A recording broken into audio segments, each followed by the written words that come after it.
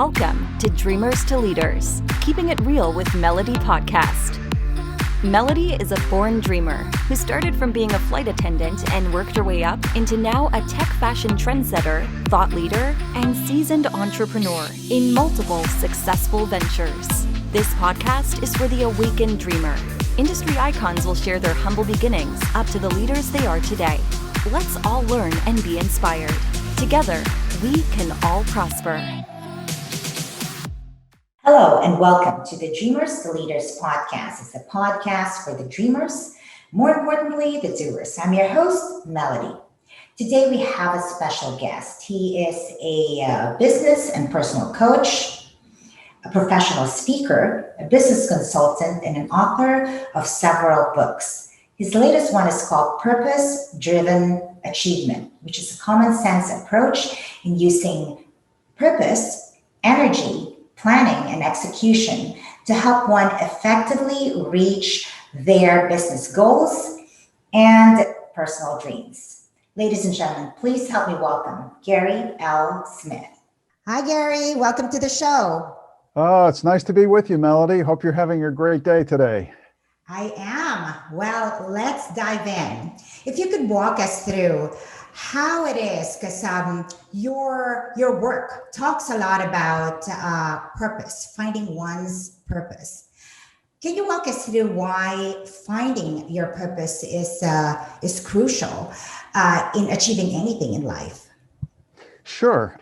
This is something that I've been focusing on for a number of years now, as far as helping people find their purpose. And what I've discovered in working with people over the years is when I talk to them about what it is that they do, they're very animated. They can tell me all about what they do. But when I ask them, well, why? Why are you doing that? Why is that important to you? I get a lot of deer in the headlights kinds of looks. It's like, well, I've been doing this for 25 years. I've got to put food on the table, got to pay the bills, that sort of stuff. And it's like, okay, but is that all there is to life? Are you really following what you're passionate about? Or are you just like most people getting out there, getting on the hamster wheel day after day after day? Let's dig a little bit deeper and let's look at things like, what are you passionate about? What are your skill sets? How can you combine those things to add value to the world and discover why you're really here? And in the end, when we look back at it, what kind of a legacy do you want to leave? What kind of impact do you want to have had on the world? So to me, the how of what we do and the what of what we do doesn't matter until we understand why we're doing it. And that why is our purpose. So listening to what you're saying, when people say they want to find their purpose, and also those that would say it's important to know their why, is that then basically one and the same, Gary? No, actually it isn't. I look at it as two separate things. Our purpose is what we were created to do. The why is sort of the energy behind the purpose, if you will. It's almost like our purpose is the vehicle that we're going to drive to our destination. The why is the gas in the tank. So we have to know what it is that we need to do. We've got to discover that. But once we've discovered it, then we have to say, okay, why is that so important? Why am I so passionate about this? Because you can have a purpose and you can be on the road to fulfilling your purpose. But when you hit those brick walls, when you hit those difficult times, like all of us do as we're working through issues in life, when we hit that brick wall and you wake up in the morning, you say, why in the world am I doing this? You better have an answer, because if not, you're going to start falling by the wayside and you're never going to achieve your purpose. So I think they're two separate, they're probably the best way to describe it is two sides of the same coin. So it's basically, it has to go hand in hand. You can't have one without the other type of thing. Correct. Or in order for it to be effective, both components need to be there. Yes. Right? Yes, absolutely. So with thousands of books out there, Gary, that talk about finding one's purpose, how does your coaching differ from what's out there and really fleshing out, how one could effectively find their true purpose in life? It's interesting that you asked that question because I wrote a book called Purpose Driven Achievement that I published last year. And as I was doing the research for that, one of the things that I did was I actually went on Amazon and I did a search on the word purpose. And there are 150,000 books out there, give or take, that deal with how to find your purpose in life. And I sat back and was talking with some of my mentors, and a couple of them said, well, if there's that many books out there that are on purpose, why on earth do you want to write another one? It doesn't make any sense. And I said, well, but let's look at the statistics on the other side. I'm an engineer by training. So I'm that concrete, sequential, bring the evidence type of person. I said, there's 150,000 books out there on purpose. And yet when you look at the statistics, 80% of the people are unhappy with what they're doing. They're not enjoying life. They're not fulfilled. They don't feel they're getting in life where they want to be. So I said, that tells me somebody has missed the mark here somewhere. Mark. And so that was what really drove me to start getting involved in purpose. And to answer your other question, as far as what do I do? How am I different than other people? I don't bring a canned approach to anything. I believe that each individual is unique in the way they do things. And so it's really about establishing rapport, building a relationship, finding out where their head and their heart are at, and then beginning to be more of a, not this is what you need to do, but let's walk this journey together. Allow me to be your guide on this process. And I'm going to sit back and I'm going to ask you lots of questions. And eventually you're going to come to the conclusion of what you need to do. Mm-hmm. So it truly is a collaboration, right? So you can't find a one size fit all solution. Yeah, exactly.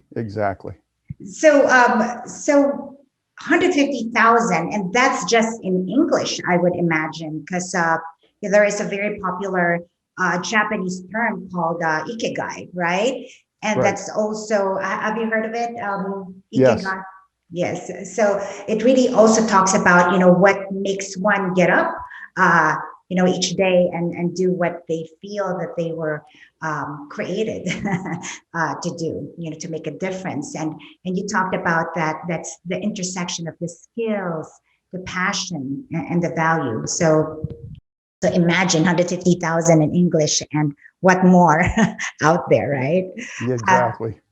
And, that's sad to hear 80% of the population, but maybe that would be more US or more Northern America or more, because I came from Asia and it seems like a lot of people there are happier.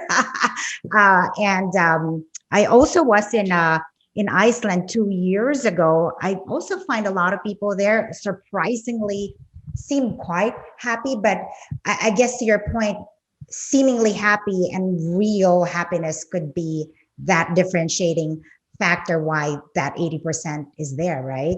I think that's part of it, but I think too, to your point of places like Asia and Iceland, I think a lot of people's ability to feel fulfilled is dependent upon the culture that they grow up in. Right. And how they're raised. What are the foundational beliefs that they're taught when they're younger that allow them to pursue and sort of, even though they may not have arrived at their destination, they've been taught to enjoy the journey, so they're fulfilled in where they are and what they're doing.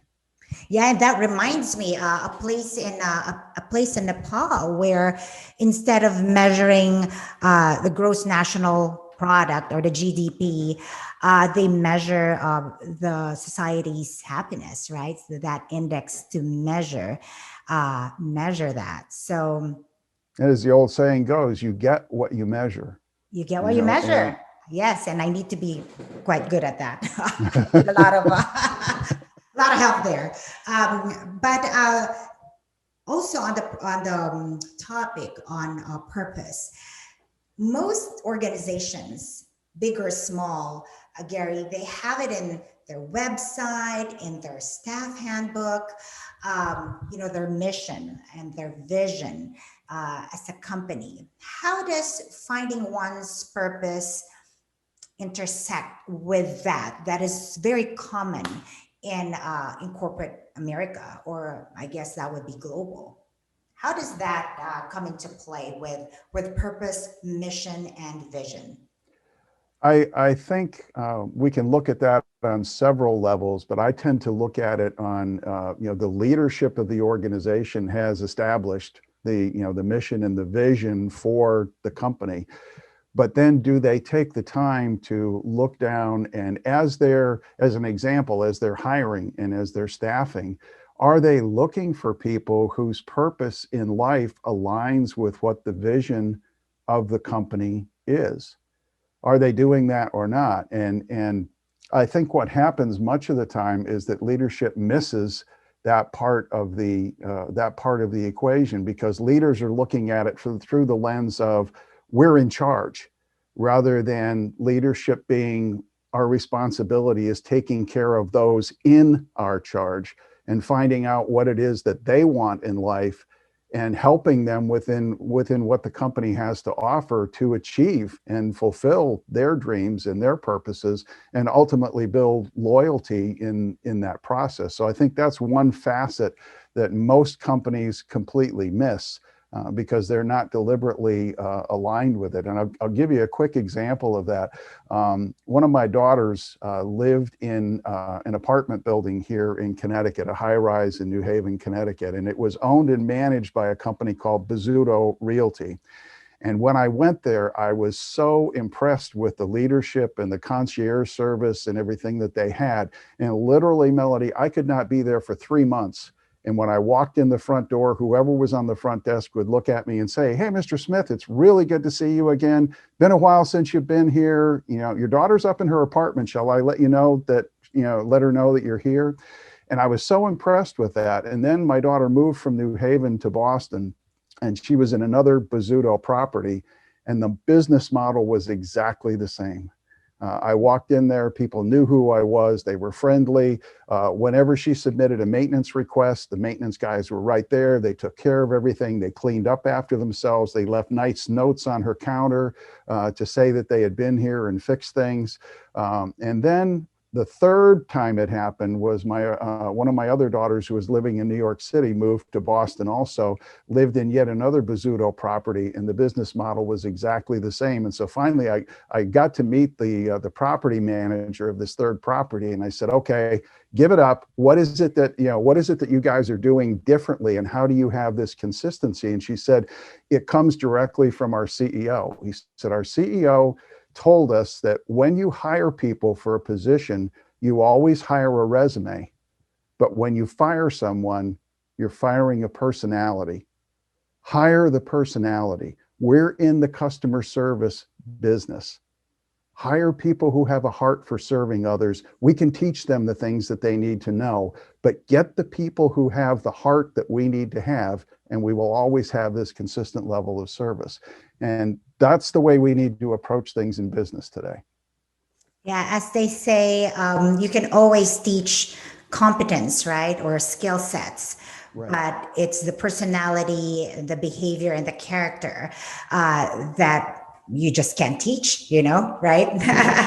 So basically, what you're saying here is knowing when you hire, it's important to know the purpose, or what's kind of the core of the employees that you try to bring in your organization, whether it aligns with the company's purpose and vision and all that. Otherwise, the service won't be the same, right? Or the customer experience would be different.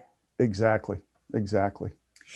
So with regards to tips for employers who want to make sure, so aside from hiring based on personality and character and all that, what else would you suggest for an employer and for our business audience, business owners out there who want to make sure that each of their team members are consistently being engaged in providing that remarkable customer experience?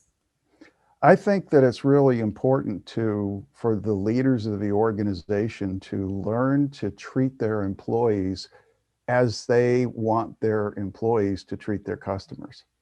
And how do you do that? I think it's a combination of empathy and communication. They have to be engaged with their people. They have to know what's going on. Back in the days when I was running organizations for other people before I went off on my own, I would run organizations that had 150, 200 people spread across 24-hour shifts in the business. And yet, as the head of the organization, I knew every one of those people by name. I knew their husbands, I knew their wives, I knew their children. And I spent time on the floor every day talking with those people and relating with them. And I think that that's one of the things that's missed. I mean, a classic example is, let's say that you have someone in a sales position and that individual has been missing their numbers. Sometimes, leaders will walk into the person's office and they would look at you and say, Melody, you've missed your numbers for the last 3 quarters. If this performance continues, I can't guarantee what's going to happen. Now, when a leader takes that sort of an approach, what kind of incentive and excitement do you have about coming back to work tomorrow morning? But if that leader walks in and says, Melody, you've missed your numbers for the last 3 quarters, I'm concerned about you. I'm worried. What's wrong? Talk to me about what's going on. How can I help? It's the same issue, but it's completely reframed so that you feel that you can open up, that you can share with someone, and that they're going to help you process whatever it is that you're dealing with in life. And when people understand that level of caring, not only will they respond positively to leadership and do everything that needs to be done, but that caring and that empathy gets passed on to the customer. I agree with you, Gary. I think one of the main ingredients to be an effective leader is having that empathy, right? So we talked about, I think you have a book, Customer Conundrum. And I think you touched on why customer service is not a department. Can you expound on that, Gary? Sure. I mean, customer service is not a department, because I think that's what happens a lot in industry. It's like, let customer service deal with it. And yet, if we really want to have, if our vision as leaders of the organization is to create an organization that really fulfills the needs of our customers, we have to have a customer-centric business. Everybody in the company has to be on board with that.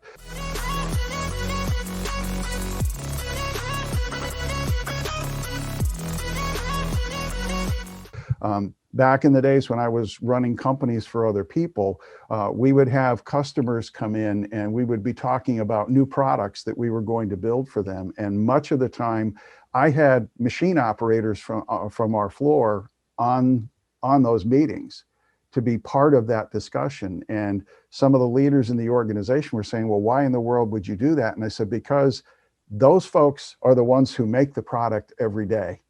They know where the bodies are buried. They know where all the problems are. They can see it. And so that's number one. Number two is when we allow them to build a relationship and build rapport and trust with our customers, and our customers understand that right down to the level of the person packing that product that's going to go out the back door, these people know what's going on with their product, and they deeply care about the quality of the product that they're making, and they want to deliver nothing but excellence to the customer.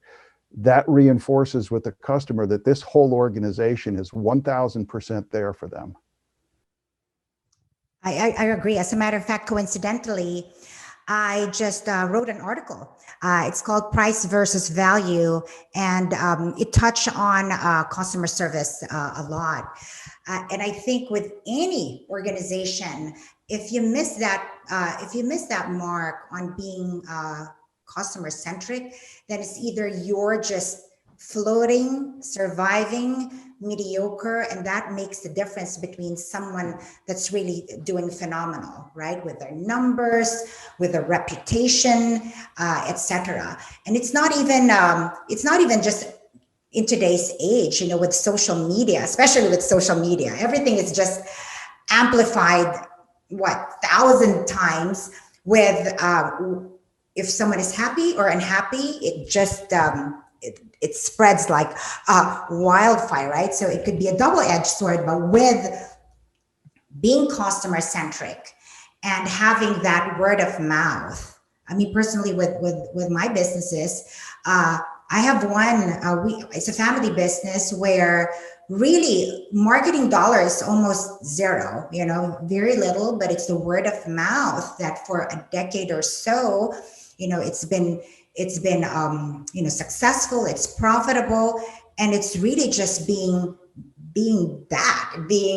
customer centric and providing that customer service, right? So let's talk about, again, going back to the purpose. How does one, with obviously a human being with their emotion, so looking at one's emotion and the logical side of a human being, how can you fuse that in order to find out one's purpose? I think it really, like we were talking about before, it really revolves around really getting to know the individual and realizing that, you know, that there are two parts to our brain. You know, there's the neocortex, which is the logical part of how we approach things. So when you're thinking about buying something, the neocortex is looking at how much does it cost? What does it look like? You know, am I getting enough value for the money that I'm spending? But then you have the limbic system, and the limbic system is saying, but it's pink and it's pretty and I want it. And so you have to look at where people are on that spectrum. As I mentioned before, I'm a classically trained engineer, so I tend to be very unemotional in some of those decisions that I make, because I'm just looking at it from the standpoint of, you know, what are the numbers telling me? But there are other people who are 100% on the emotional buying.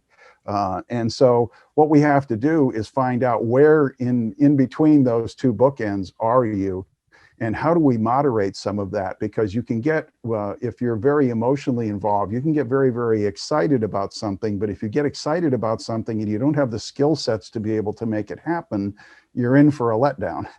And so it's looking at those things and really trying to understand where on that scale and how do we shift people's mindset a little bit, and in some cases get them to be a little bit more excited about it, and in other cases get them to be a little bit more logical about what's going on.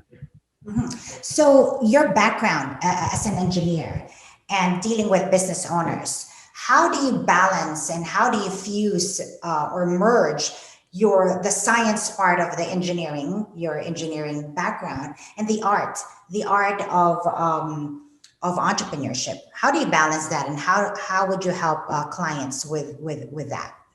The first thing I try to do is just, you know, set the technical aspects of things aside.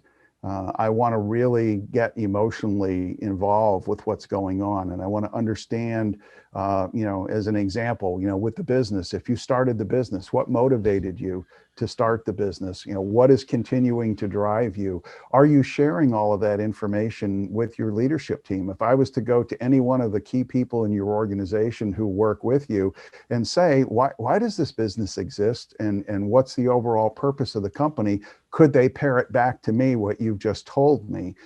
Those sorts of things. And then once we get a sense for the emotional side of things, of what are you doing? Why are you doing it? How are you approaching it? Then I can begin to shift a little bit more toward the system side of things to say, okay, let's understand what's going on. Let's understand the gaps that exist between where you are and where you need to be. And then we can put some systems and processes in place to begin closing those gaps in order to get you where you want to be. Mm-hmm. So for those that have identified a clear purpose in their life, what would be your tips for those that know it, want to achieve it, and yet, of course, there's the whirlwind of life, right? Where you plan it this way, and there's all these curveballs and all the other things that you have to kind of also do in the course of the day. What are time management hacks that you have shared with your clients that would help them still achieve their purpose and still be able to do the other things that are also important? Okay. The first thing I tell people, and this is going to sound strange, I just tell them that there is no such thing as time management. You can't manage time. Time is ticking away as we're speaking right now, second by second by second. I have no control over that, and neither do you. Rather than using the word time management, let's use the words event control. Mhm. All we can do is decide where we're going to invest the time that we have. And then we need to make sure that we are investing that time and focusing it on the achievement of our highest priorities. So once you have your purpose and you want to start moving forward with it, you have to begin asking yourself questions like, what does the attainment of this purpose look like? Mhm. What are the goals? What are the major goals, 5, 10, 15 years out from now that I'm going to have to achieve? And begin boiling them down to a point where you can answer one critical question. What must I do today, right now, in order to be able to achieve a goal that may be 5 years in the future? That's your most important set of tasks that you have to work on. Focus on those, tune everything else out for the time that you have, and realizing that, as you said, you get interruptions. There are things that go on in life. There are other responsibilities that you have out of building, other than building a business or something like that. But you have to be able to say, okay, out of every day, this is how many hours I'm going to allocate toward the attainment of my purpose. And during that time, I'm going to stay strictly focused on my highest priorities. So, when reaching crossroads in life, right? I think you've mentioned previously that you have a musical background, or like you were a musician, um, and versus going that route of being a professional musician. Where was that point in your life where you just distilled it and it was clear to you that the path is in another direction? How was that? How was that journey for you there? Um, it was really sort of confusing because I grew up in a musical family. Both my mom and dad were musicians. And so I was introduced, I started playing piano when I was 3 years old, and really music was my life. And it wasn't until my junior year, or toward the end of my junior year in high school, I was playing professionally at the time, but I was also taking lessons from a gentleman at the Hart School of Music here in Connecticut. And one Saturday morning, I went for my lesson and I said, Jim, I want to talk. I don't want to play today. And he said, okay. And I said, I need your honest opinion. Do I have what it takes to make it as a professional musician? And he looked at me and he said, I'll answer that question for you, but before I answer it, I'm going to tell you, you're asking the wrong question. He said, do you have what it takes to make it as a professional musician? Yes, you do. Do you have what it takes to get into the top 1/10% that are making all the money? No. And he said, I'm not saying that to put you down. I'm saying that because I'm better than you and I'm not there and I never will be. But he said, you're asking the wrong question. You really have to ask yourself, are you willing to live the lifestyle of a musician? And he said, oh, I'm married. I have 2 children. I never see my kids. He said, I leave home at 6 o'clock in the morning, Monday through Friday. I get home at 11 o'clock at night. And on Saturdays and Sundays, when everybody's having their backyard barbecues and pool parties, I'm playing performances. And he said, between my wife and I, we make a good living. She's a musician too, but we never see our children. So he said, stop and reflect on that and ask yourself, what kind of a life do you really want to live? And how does music figure into that equation? And as I thought about that, I came to the conclusion music wasn't going to do it for me, but I had no idea what the next step for me was because music had been my life. So I actually played with a group, and the fellow who was the conductor of the group and I were talking one day, and he said, do you realize that musicians have a very high aptitude for mathematics and science?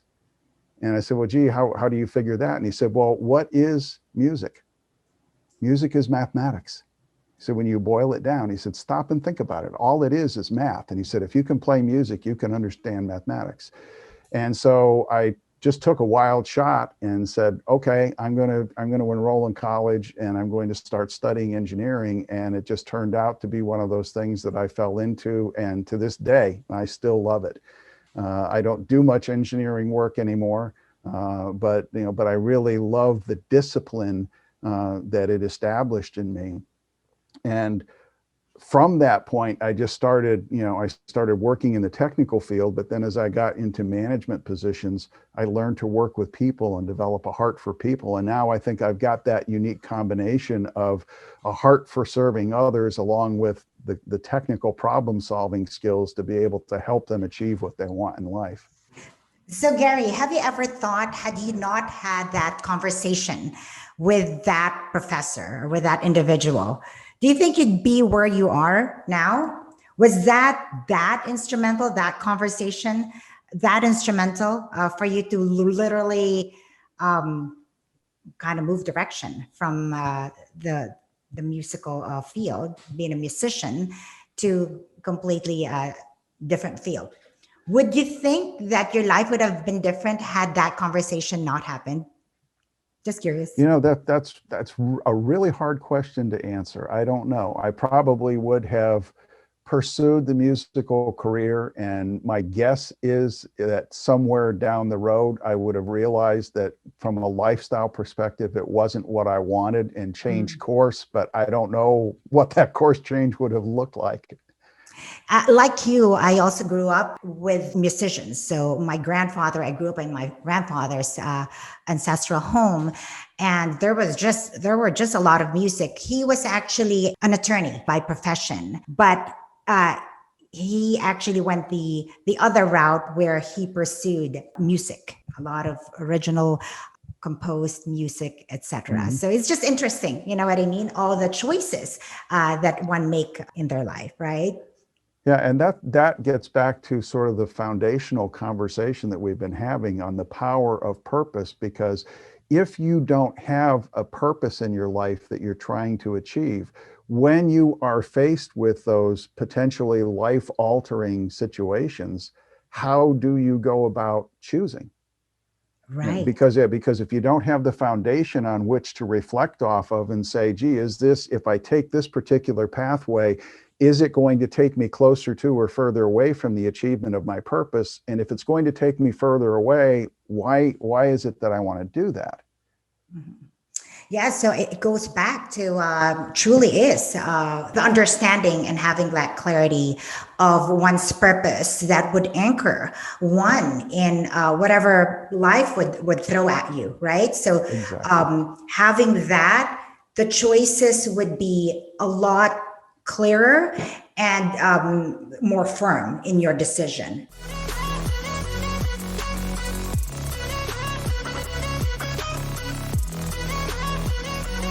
Right, Gary? Yes. So with regards to one's purpose and having multi-purpose in life, right? So like personally, I have my shoe business, I have the insurance and the podcast, so on and so forth. And it seems like each of those organizations, I have a clear purpose for each of those. But is there one that would just be, or is it possible to have like a multi-purpose type of direction? I don't know that it's really possible to have multi-purposes. I think where you're coming from is that you have distinct goals for each one of your businesses.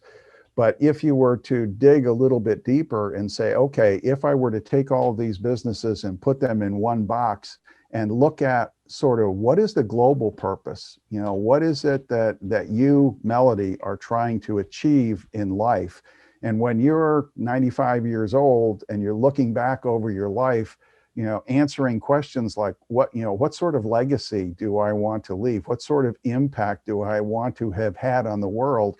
And even though I may have a number of very unique businesses, how do they all sort of come together in the fulfillment of that one overall purpose? So I think that's, if you dig a little bit deeper, you may find sort of a core purpose that overarching purpose. Overarching purpose. The other thing that I think is important to understand when it comes to purpose is that purpose, even though you may have one solid purpose, purpose will express itself in different ways and different phases of your life.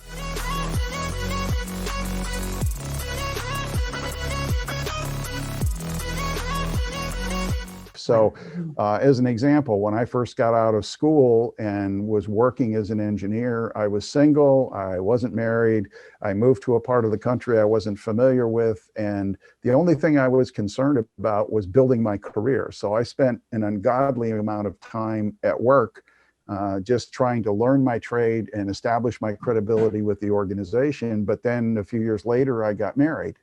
And the scales tipped a little bit because now I had someone else in my life who I was responsible for and wanted to spend time with. And then a few years after that, the kids came. And so the scales tipped a little bit more because I needed to be able to spend time at home. And my purpose became, being a good father and being a for them and helping them to grow and become good kids. And then eventually the kids left home and things have shifted back now so that I'm focused more on my career and helping others. So I think that your purpose expresses itself in different ways, but the purpose itself doesn't necessarily change. Doesn't change. Yeah. So as they say, the only thing constant in life is change, right? So we just have to evolve and evolve closer and closer to our purpose in life. As a matter of fact, when we connected 2 weeks ago, was it 2 weeks or 3 weeks ago? I was thinking back in the days, there's this book, Purpose Driven Life. I'm pretty sure you've Rick heard. Warren, yes. I'm back to it. Just to kind of refresh, right? Refresh and continuously learn. So as we wrap up, Gary, what would you say to your younger self, knowing what you know now? Do it now, do it faster, do it better. Faster, now, better. Yeah, I think that when we're young, much of the time, we don't have the self-concept, the self-confidence to be able to just strike out. And I look at that, and as much as it was a learning experience for me when I was younger, I could have accelerated things far beyond where I am today if I had started working on it 40 years ago. And for our audience out there, for those who want to connect with Gary, we'll have his information on the description of this episode. So you'll be able to know where he'll be and where he is. All right. So that wraps up our show, Gary. Thank you. Thank you for spending time with me today. Oh, thank you very much for inviting me to come on, Melody. It's really great to connect with you, and I enjoyed our conversation very much. And for all the dreamers out there, keep believing. You got this. Till next time.